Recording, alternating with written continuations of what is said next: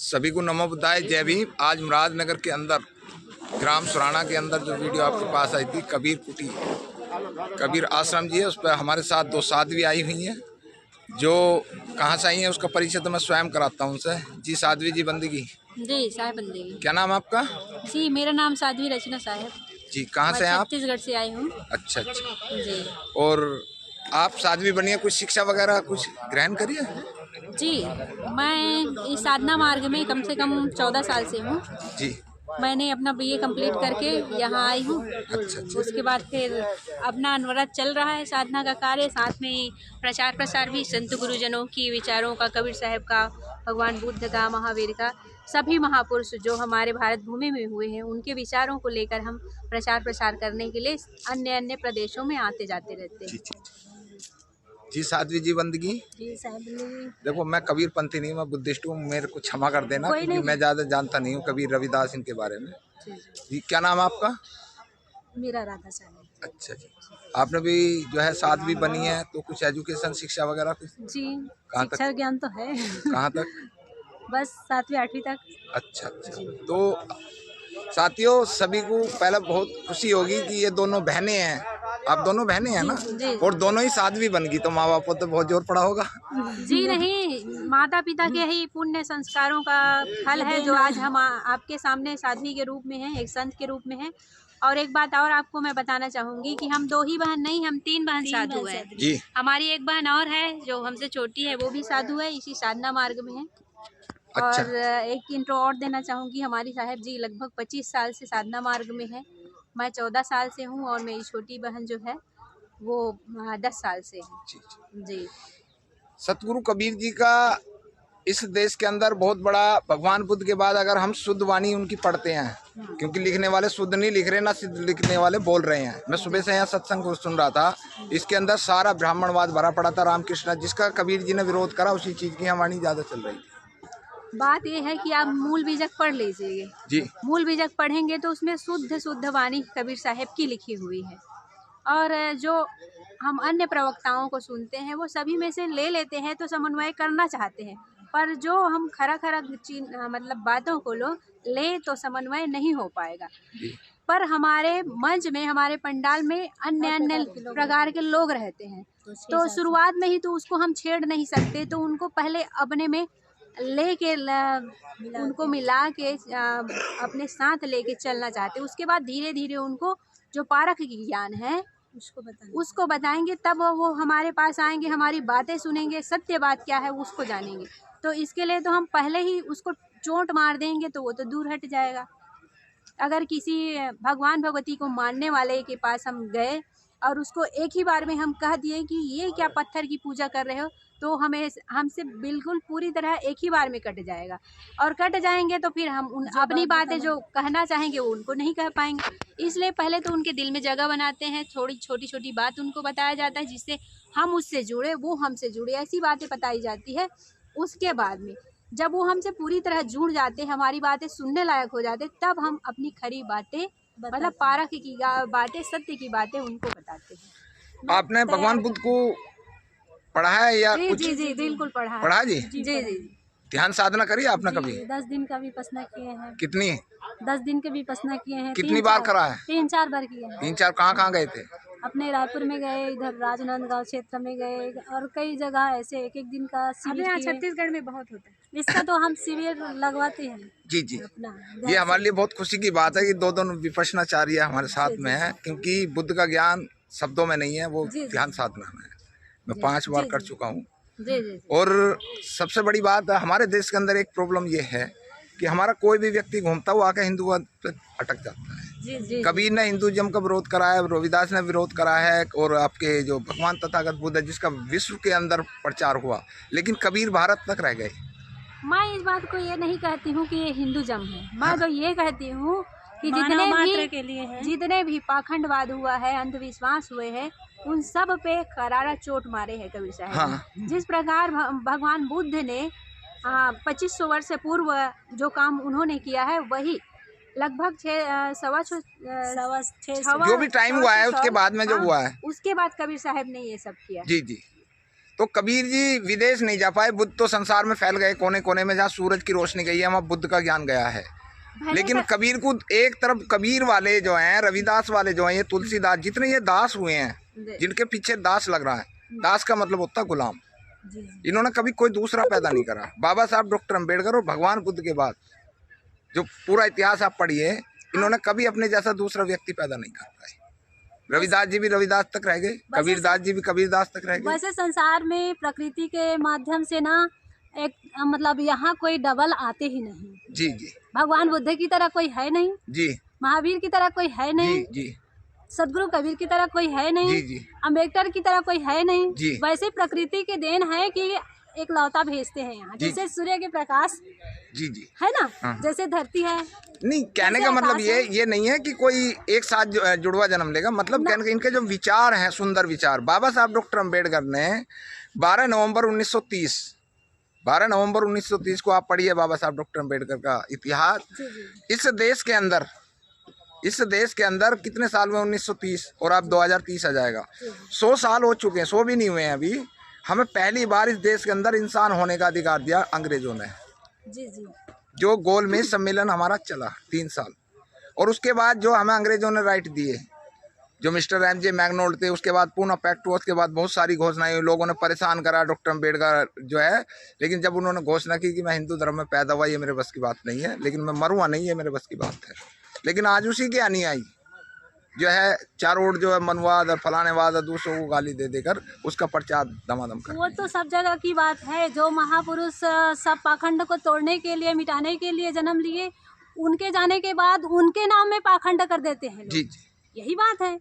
आज हम अम्बेडकर को पूजनीय मान रहे हैं, लेकिन उन पे भी लोग अमंडर ये कर रहे हैं, अमंडर एक मतलब अंधविश्वास। बाबा साहब डॉक्टर अम्बेडकर कहते हैं मुझे पूजने की जरूरत नहीं है, मुझे पढ़ने की जरूरत है। जी, वही तो मैं कहना चाह रही हूँ। जितने महापुरुष इस संसार में आए और अपने ज्ञान की ज्योति जलाए, वो सब चाहते हैं कि मुझे ना पूजो जी, आप पूजने योग्य हो जाओ जी, पूजने योग्य हो जाओ। तो पूजने योग्य होने में कितना टाइम लगेगा ये तो हम ही जानेंगे, कैसे क्या करना है, कैसे अपने जीवन को निखारना है, ये तो हमारी बात। सवाल हमारे एक परेशानी आती है, मैं आपको बता दूं बहन जी, कि हमारे ऊपर इतने सारे संत महात्मा ऋषि मुनि सब लाद दिया हमारे समाज के ऊपर। इसी को तो सदगुरु कबीर ने कहे, सार सार को कहे दे थोथा दिए उड़ाए। हाँ। सार सार को सबसे ले मतलब जितने भी अनुका जी ये भी आ जाओ, होली मनाओ, दिवाली मनाओ, और कबीर वाले भी मना रहे हैं, होली दिवाली सारे त्योहार बना रहे हैं, फिर कह रहे हैं कबीर ने हिंदू का विरोध किया है कि सार सार को कहे दे थोथा दिए उड़ाए। जी। सार सार को सबसे ले लो और थोथा उड़ा दो। जी जी। यही बात। तो अब आगे जीवन में लक्ष्य क्या रहेगा, आगे तक कहाँ तक चलेंगे? विपश्यना से जो है आपको ज्यादा सिखानी चाहिए लोगों को। जी जी। विपश्यना से जो होता मन निर्मल होता है और घृणा त्याग। 15 मतलब हफ्ता दिन का ध्यान से लगा। जी जी। जहाँ आप बताइए बहन जी, बाबा साहब के बारे में कौन सी किताब पढ़ी आपने?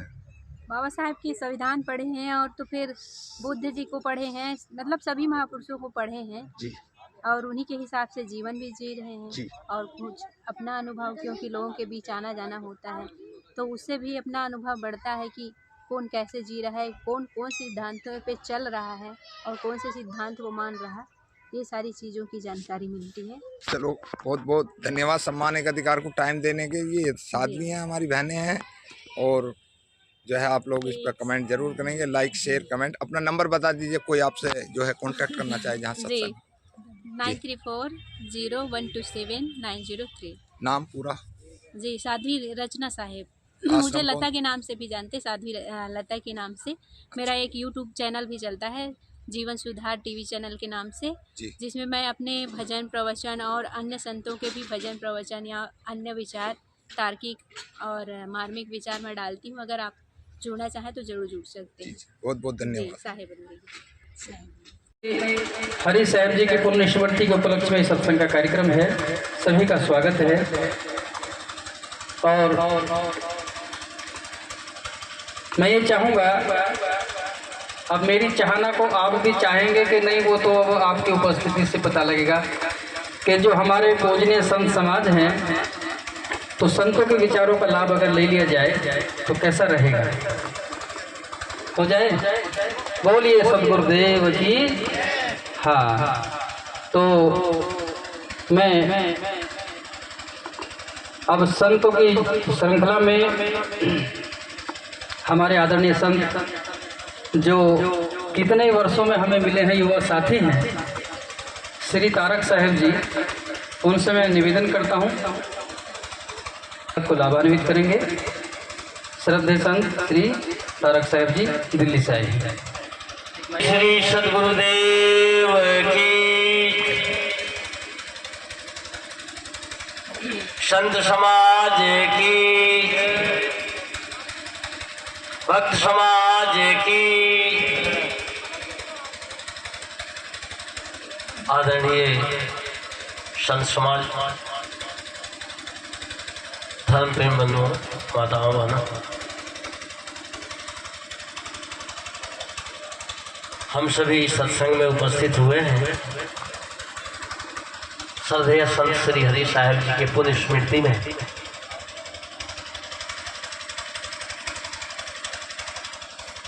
मेरे लिए भी निवेदन हुआ है,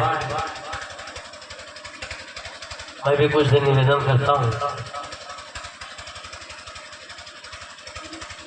मनुष्य के जीवन में सबसे सुंदर साथी कौन है?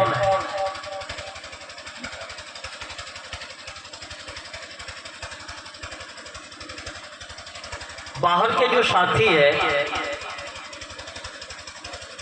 उनके साथ कभी मनमुटाव हो जाता है, चाहे पत्नी हो, चाहे भाई हो, चाहे बाहर के मित्र दोस्त हो। ये मनमुटाव क्यों होता है?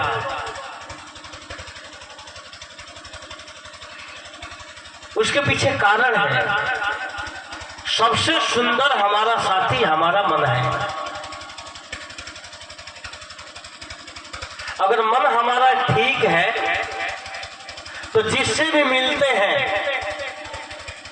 जिसका भी साहचर्य होता है, जिसका भी संग-साथ होता है, अच्छा से होता है, सुंदर से होता है, पवित्र हृदय से होता है। यदि मन ठीक है तो, यदि मन हमारा अशांत है, परेशान है, क्लांत है, दुखी है, तो हम जिससे भी मिलते हैं, चाहे पत्नी से मिले तो, चाहे पति से मिले तो, चाहे भाई से मिले तो, चाहे बहन से मिले तो, चाहे माँ से मिले तो, चाहे पिताजी से मिले तो, सभी से दुख होता है। मतलब कि आदमी का अंतर मन यदि साफ है, निर्मल है, पवित्र है, तो किसी प्राणी से और पदार्थ से मिलने में सुख होता है। लेकिन जब अंतर मन हमारा मलिन है, अशांत है, तो जिससे भी मिलते हैं, प्राणी से या पदार्थ से, तो दुखी होता, असंतुष्ट होता।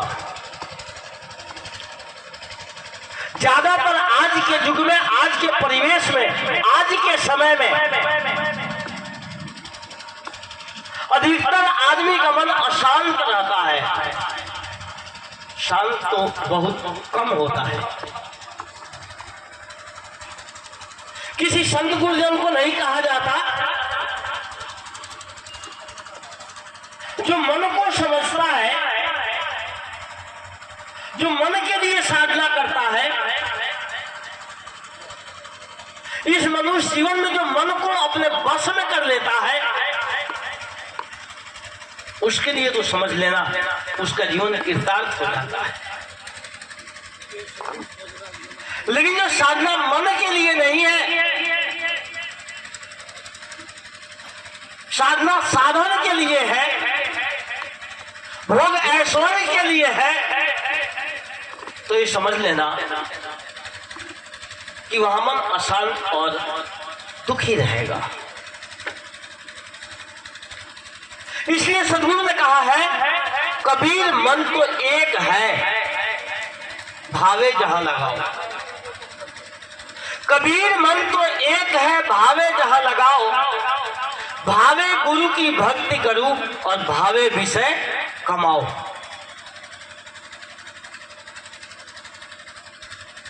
हम अपने मन को कहाँ लगाते हैं? विशेषता, अगर सुख चाहते हैं, शांति चाहते हैं, इत्मीनान चाहते हैं, तो लगाने वाले की विशेषता है, मन की नहीं। श्रेष्ठता मन को लगाने वाले की है। यदि विषय में लगाते हैं, संसार में लगाते हैं, जगत प्रपंच में लगाते हैं, तो मन कभी भी शांत नहीं होगा। अगर मन को शांत करना चाहते हैं, तो जिस कारण से मन अशांत होता है, उस कारण को समझ करके वहां से मन को हटाएं।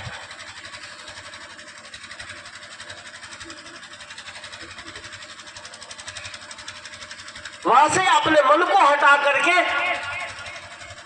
जहां शांति मिलती है, जहां सुख मिलता है, जहां मन की चंचलता निरुद्ध होती है, जहां मन शांत होता है, वहां लगाए।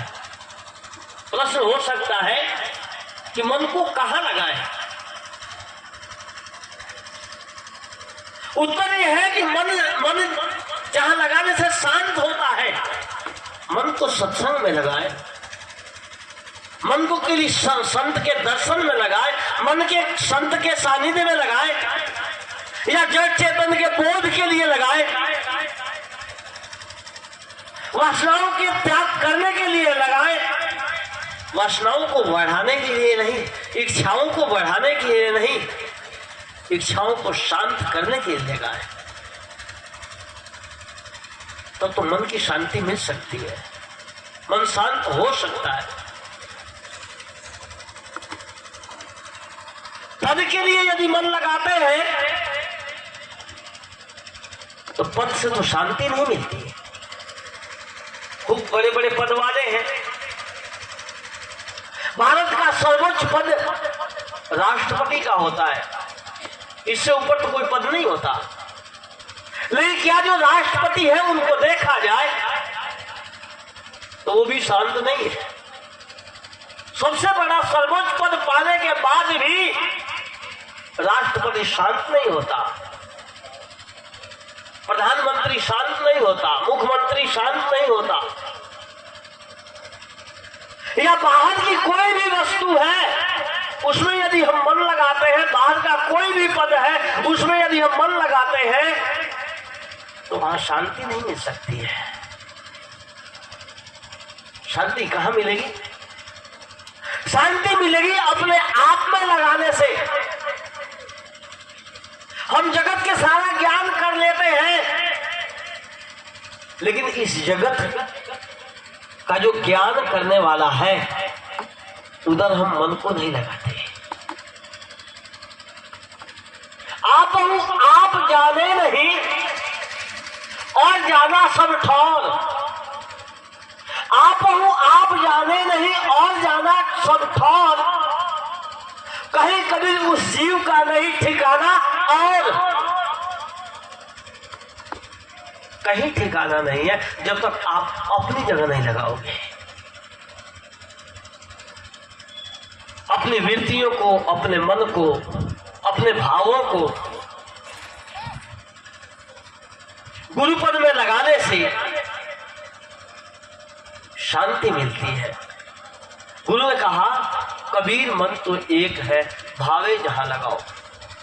आपको किस में अच्छा लगता है, संसार में लगाना हो या गुरु के सानिध्य में, गुरु के पद में, गुरु के चरण में लगाने से आपके मन को शांति मिलेगी। गुरु के सानिध्य में रहने से हमें सद्गुण मिलता है, सदाचार मिलता है, वैराग्य मिलता है, ज्ञान मिलता है, श्रद्धा मिलती है। ये सारे साधन हमारे जीवन के कल्याण के लिए है।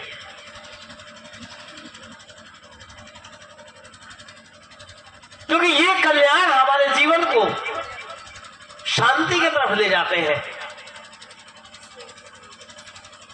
तो सबसे पहले हमें गुणवान होना चाहिए, बोधवान होना चाहिए, ज्ञानवान होना चाहिए।